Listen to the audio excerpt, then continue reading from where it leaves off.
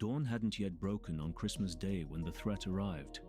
Confederate artillery hidden on the banks of the Stono River let loose a barrage that ripped into the USS Marblehead, catching the crew by complete surprise. Explosions echoed across the dark water, splintering deckboards and raining panic from bow to stern. Sailors scrambled for cover, some diving below deck, others shouting to rally the gun crews. Smoke choked the air, the bitter smell of powder mixing with winter cold. In that chaos, Robert Blake stood apart. He wasn't assigned to battle stations, but he saw the shape of disaster sweep across the deck. Powder supplies dwindling, loaders pinned down, too many men ducking, fearing the next shell. Instead of running for safety, Blake threw himself into action. With each thunderous explosion, he darted across open deck, hauling heavy ammunition boxes from storage straight to the cannons, ignoring the shards and shrapnel. Every run across the ship's battered deck was a dare against death. Shells crashed just feet behind him, splinters flying as artillery hammered the hull. Still, Marblehead's crew needed powder, and Blake refused to back down. He passed ammunition to the loaders, shouting encouragement, pulling others into action by pure example. Throughout the wild assault, with the river shrouded in darkness and the enemy relentless, Blake's courage became the backbone of the defense, proving strength doesn't check for rank or reputation. By the time the sun began to rise, everyone on board knew the fate of the Marblehead wouldn't be decided by rank or expectation, but by one deckhand's grit. While the morning of December 25th unfolded in fire and steel, the mood below the decks told a different story. The Marblehead's crew had always operated with an unspoken chain of command, a sense of who was trusted in crisis and who was underestimated. Robert Blake was one of those men often overlooked, seen by many only as a background presence on the ship. But when disaster exploded over their heads, those old assumptions got swept aside in seconds. The Confederates' surprise assault was meant to break Union control of the river and open the way for a larger attack. Artillery from John's Island aimed directly for the Marblehead's vulnerable points. Within minutes, the deck was a ruin of splinters and torn canvas.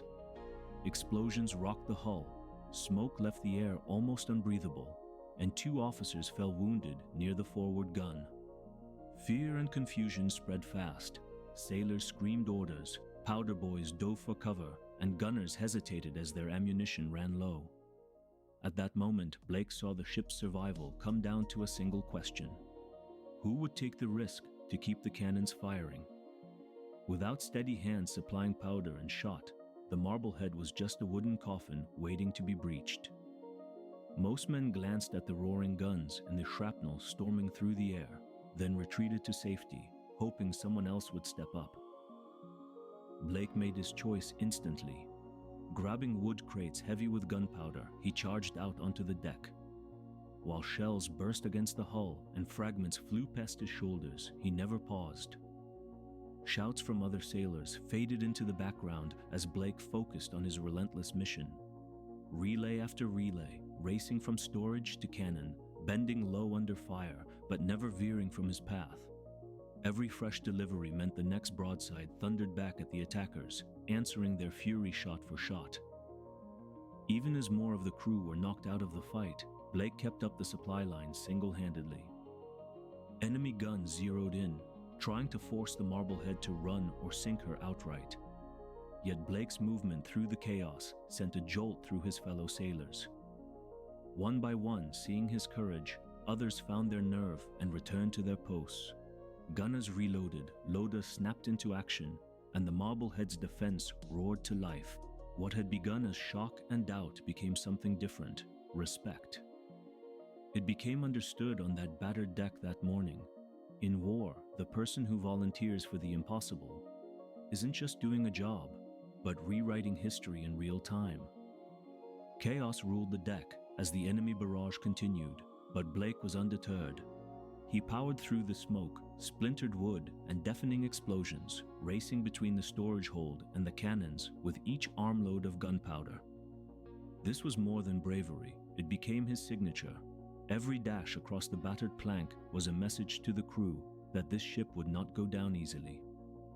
The Confederates intensified their attack, throwing hundreds of shells from well-concealed batteries, determined to break Marblehead's resistance and drive her off the river for good. The odds were brutal. The ship shuddered under each impact, metal groaned as shots ricocheted off the hull, and every man understood that a single successful shell could explode their powder stores and end everything in an instant. Blake felt the weight of fear everywhere. He saw it in the pale faces ducking for cover and the hesitation spreading among loaders and gunners forced to work with depleted supplies. Yet he kept moving, never once giving in to panic. He didn't wait for orders or recognition. In that decisive moment, he chose courage over caution. His relentless commitment became infectious. Some sailors, inspired by Blake's refusal to yield, started returning to their posts, pushing back their own terror and rallying around the man who had shown the way. Together they regrouped, passing ammunition hand to hand, loading the cannons anew and sending renewed fire straight into the Confederate lines. Blake's stance on deck, stripped to the waist, covered in sweat and powder burns, became a symbol. It told the crew that this ship belonged to fighters, not bystanders. For nearly 2 hours, the battle raged, with neither side backing down, the river filled with echoes of cannon fire and shouts of determination. When a powder boy was killed, Blake took his place without hesitation, stepping into jobs that meant instant exposure and no guarantee of survival. He filled every gap, kept every line alive, and refused defeat so completely that the enemy's resolve began to crack. As dawn grew brighter, it was clear. Blake's defiance had bought the crew time and momentum. The Marblehead still floated, and her gun still answered every shot sent from the shore. The old limits, rank, background, expectations, had been broken in the smoke. The fight wasn't just for survival anymore. It was for dignity, legacy, and a new reputation forged under fire. The fight stretched into the morning as Marblehead took hit after hit, the sound of enemy guns pounding a relentless rhythm. Every blast shook the ship, sending fragments and debris scattering.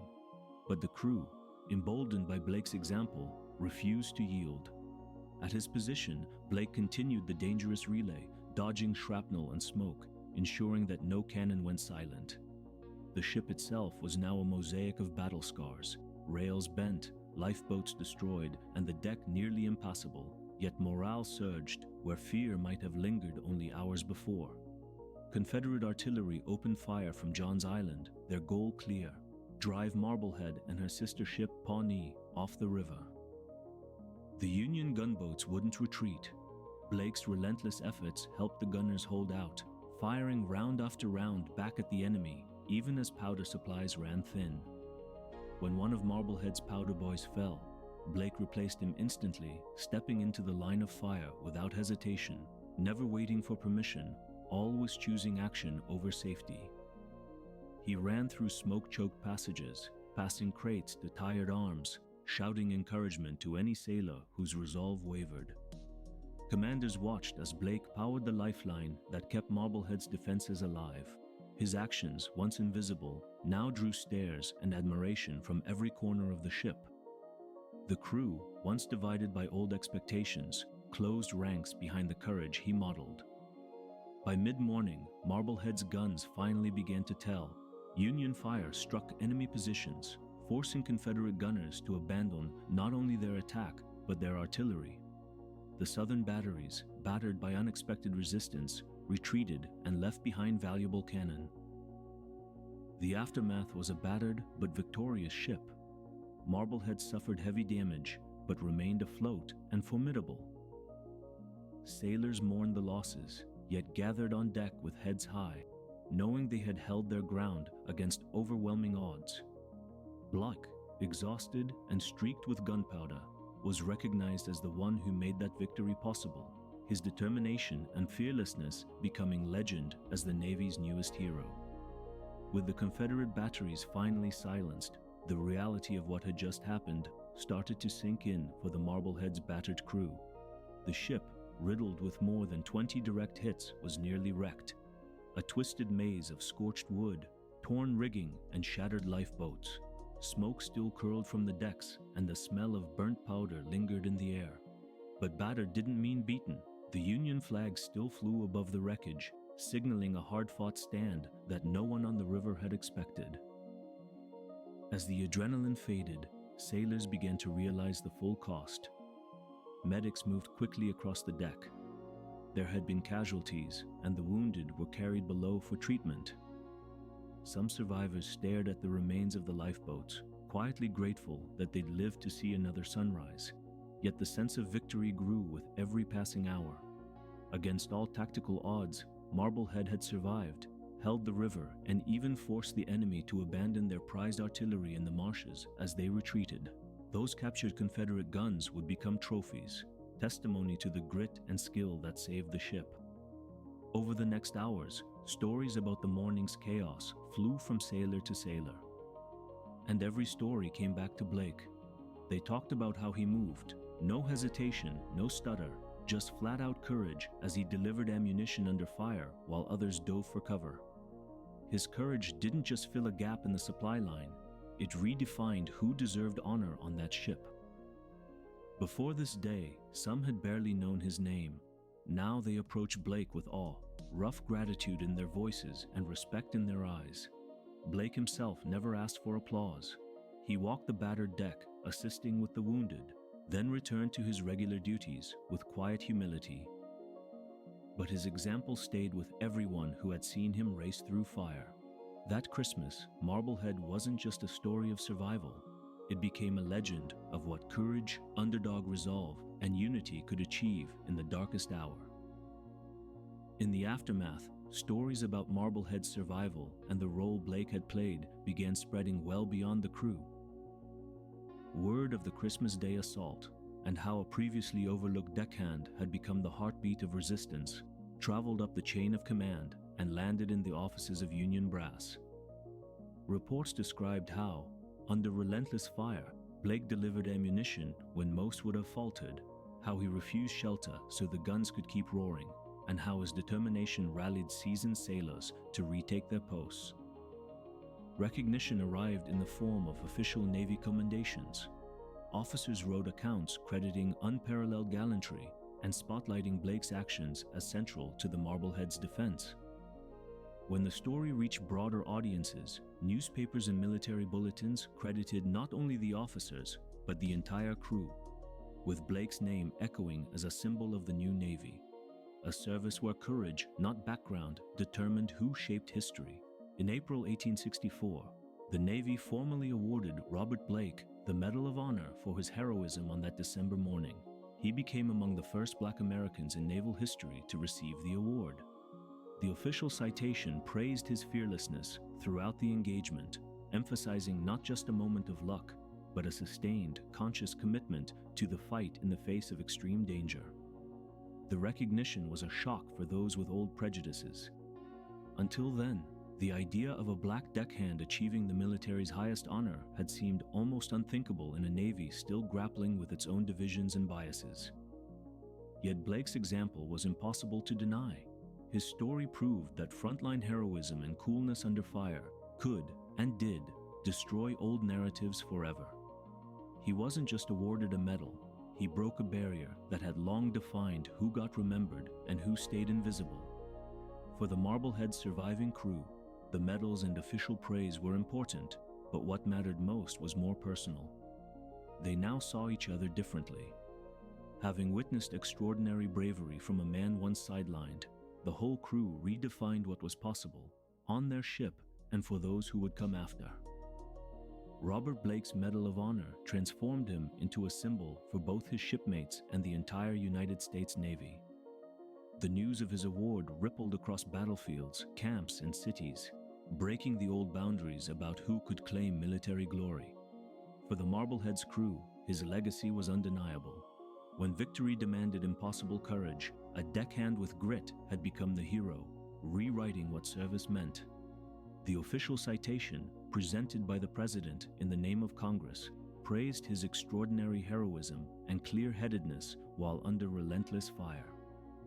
Blake didn't just fight, he inspired a new generation of sailors to believe in their own strength, regardless of birth or background. After the battle, Blake was promoted to seaman and re-enlisted for another term in the Navy, serving on other ships, and continuing his service for years. But his story had a unique edge. For decades, most people believed only officers and men from established families could earn the country's highest military awards. Blake shattered that myth. His Christmas morning stand was proof that courage couldn't be predicted or boxed in. Historians later wrote about Blake as the Navy's first black sailor to receive the Medal of Honor, a milestone in a service long divided by race and custom. He became a touchstone for future generations, referenced in military speeches, and remembered in museum displays as the deckhand who made the nation proud. His legacy stood for more than one battle. It marked the moment when the armed forces started to recognize discipline, resolve, and heroism on equal terms.